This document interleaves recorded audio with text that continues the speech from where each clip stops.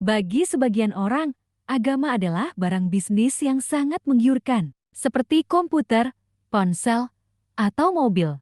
Agama juga properti yang sangat menjanjikan untuk didagangkan. Ikuti ulasan Sumanto Alkertiubi.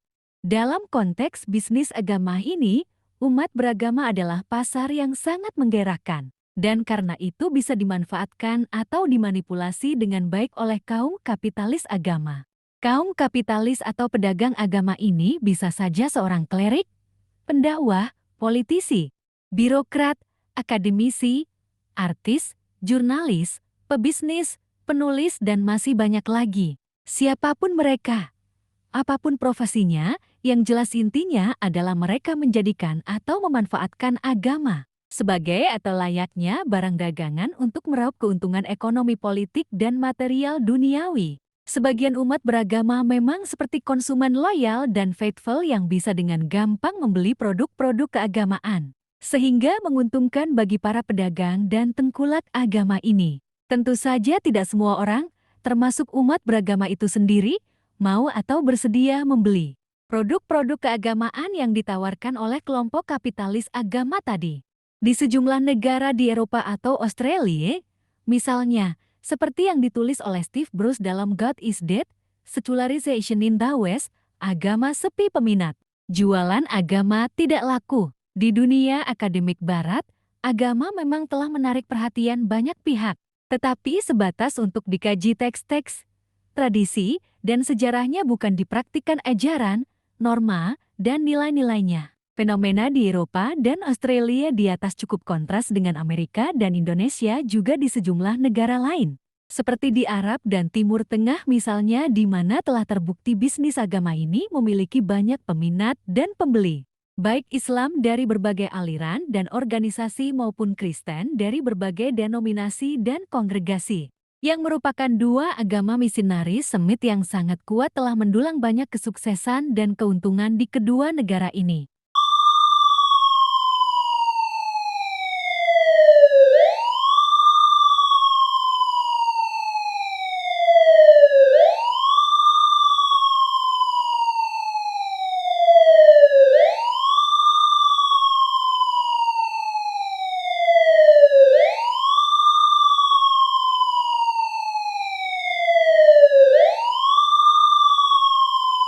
Di kedua negara ini pula, baik Kristen di Amerika maupun Islam di Indonesia telah menjadi, meminjam istilah sosiolog Hughie Casanova, agama public religion yang tidak lagi bersembunyi di ruang-ruang privat, melainkan telah menjelma menjadi fenomena publik di panggung-panggung politik, ekonomi, sosial, dan budaya. Dalam konteks Indonesia, salah satu contoh menarik dari fenomena agama publik ini adalah munculnya Islam politik yang marak pasca lengsernya Presiden Soeharto tahun 1998 yang ditandai dengan merebaknya berbagai parpol berlabel Islam, serta aneka kelompok Islam sektarian yang mengusung beragam ideologi, mazhab, pemikiran, dan wacana keislaman. Penting untuk dicatat bahwa kata politik dalam Islam politik ini tidak hanya merujuk pada politik elit, tetapi juga politik massa, bukan hanya politik pemerintahan tetapi juga politik kemasyarakatan. Satu Habib, walaupun Habibnya jahlun, maksudnya bodoh kata Iwan, itu ukurannya perbandingannya amat 70 kiai yang alim. Satu Habib, walaupun Habibnya jahlun, maksudnya bodoh kata Iwan, itu ukurannya perbandingannya amat 70 kiai yang alim. Satu orang kiai kampung yang ngajarin kita kejujuran, yang ngajarin kita satu ayat lebih mulia dari seluruh habaib yang ada di dunia ini, yang masih hidup dan juga yang sudah tiada hidup sampai hari ini, yang baru lahir tadi malam, lebih mulia. Karena sebagian kaum muslim di Indonesia, terlebih masyarakat Islam kota, sedang gandrung atau puber agama, maka bisnis atau jualan Islam politik yang dijajakan, dikampanyekan, dan dipropagandakan oleh sejumlah elit muslim. Baik elit politik maupun agama dan ormas keislaman ini juga lumayan laku laris manis Tanjung Kimpul. Banyak kaum muslim dengan antusias, ketulusan, keikhlasan, dan keluguan berbondong-bondong membeli aneka produk Islam politik ini dengan harapan tentu saja untuk mendapatkan ridla Allah dan sebanyak mungkin pahala supaya kelak bisa masuk surga dan syafaat Nabi. Para aktor atau penjual Islam politik ini tidak perlu bermodal besar untuk mengeruk keuntungan ini. Mereka cukup bermodalkan sejumlah ayat Al-Quran ditambah sejumlah hadis dan perkataan para ulama tertentu yang tentu saja semuanya baik ayat, hadis, maupun perkataan tadi sudah dipilah-pilah atau disortir sedemikian rupa dan disesuaikan dengan narasi, selera, agenda, dan kepentingan mereka. Mana mulianya antara orang alim tapi biasa, orang kayak kita nih nang kada tahu juga keturunan siapa. Orang biasa seperti kita misalnya, lalu orang tuh alim, kiai ini alim, sedangkan si Habib ini kesian tampaknya kada tapi alim. Mana mulianya? Maaf. Bahkan si Habib ini dilihat tampaknya tuh model kayak kada waras. Bahkan si Habib ini dilihat tampaknya tuh model kayak kada waras. Sedangkan ini alim, banyak memiliki pengikut, banyak memiliki jamaah, banyak memiliki pondok dan segala macam. Sekarang mana mulianya antara mereka? Maka ulama sepakat mengatakan bahwa tetap mulia Habib meskipun kada alim. Tetap mulia Habib meskipun kada alim. Meskipun ada segunung teks, wacana, sejarah, dan tradisi keislaman yang kontra Islam politik, mereka abaikan karena tidak mendukung proyek ekonomi politik kekuasaan yang mereka desain dan agendakan. Sampai di situ sejatinya tidak menjadi persoalan. Yang patut diwaspadai jika menjual komoditas untuk kepentingan agama dijustifikasi dengan dalil-dalil agar dagangannya menjadi pemenang di pasar. Misalnya, belilah barang ini yang sesuai dengan syariah, atau hanya barang ini yang sesuai dengan dalil agama. Misalnya seseorang menjual produk kepada Anda, namun Anda sudah mempunyai barang produk tersebut atau lagi tidak punya uang. Tapi penjual memaksa Anda untuk dibeli dengan dalil-dalil tertentu seperti, jika Anda beli minyak ini akan mendapatkan syafaat kepada Nabi dengan melalui proses dari keturunan Rasulullah. Jika yang terjadi demikian, itulah yang disebutkan komodifikasi agama untuk kepentingan bisnis. Agama dijadikan justifikasi untuk meraup simpati umat dengan cara menjual ayat dan landasan dalil. Inilah yang sejatinya ditakutkan ketika berada dalam area politik kekuasaan.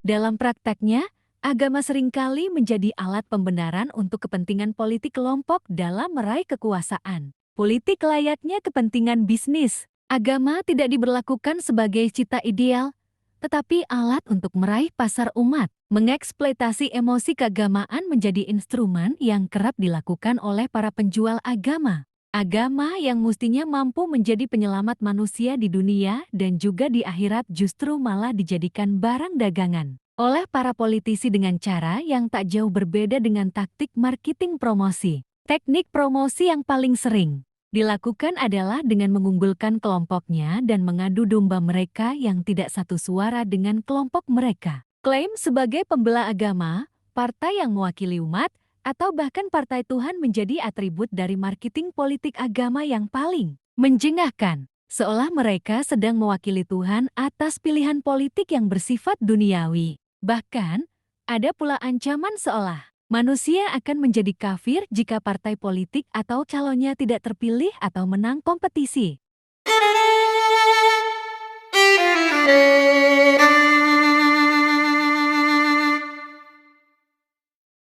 Dengan membubuhkan teks-teks sakral agamis, maka gagasan dan wacana profan sekuler seperti konsep Islam politik tadi kemudian menjadi ikut-ikutan tampak suci Islami karena mendapat legitimasi teologis atau stempel ketuhanan.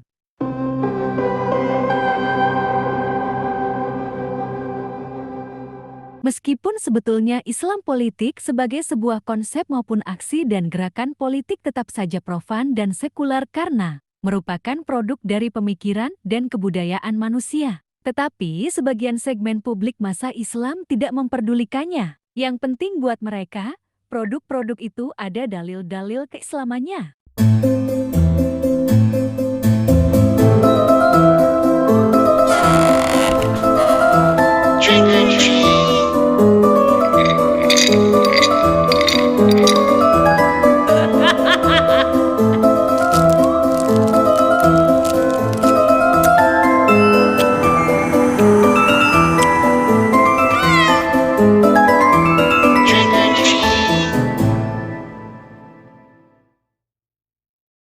Jika sudah kelihatan islami dan seolah-olah mendapat restu dari Allah, maka produk Islam politik pun siap untuk di-launching. Di luar sana, sudah mengantri sekian banyak konsumen setia menunggunya. Itulah yang terjadi saat ini dan juga masa-masa yang lalu di mana sebagian kaum muslim rela berbondong-bondong menjadi pengikut setia para kapitalis muslim yang menjual agama untuk kepentingan material, ekonomi, dan politik kekuasaan. Atas nama menghormati dan memuliakan Islam, serta menjunjung tinggi martabat kaum muslim, mereka pun rela merendahkan, melecehkan, dan mengabaikan hak-hak politik dan kewargaan non-muslim seperti yang menimpa pada pribumi saat ini. Disinilah sesungguhnya saya melihat apa yang mereka klaim sebagai aksi atau gerakan politik Islami itu sangat tidak Islami karena berlawanan dengan kaedah-kaedah, moralitas, tata krama,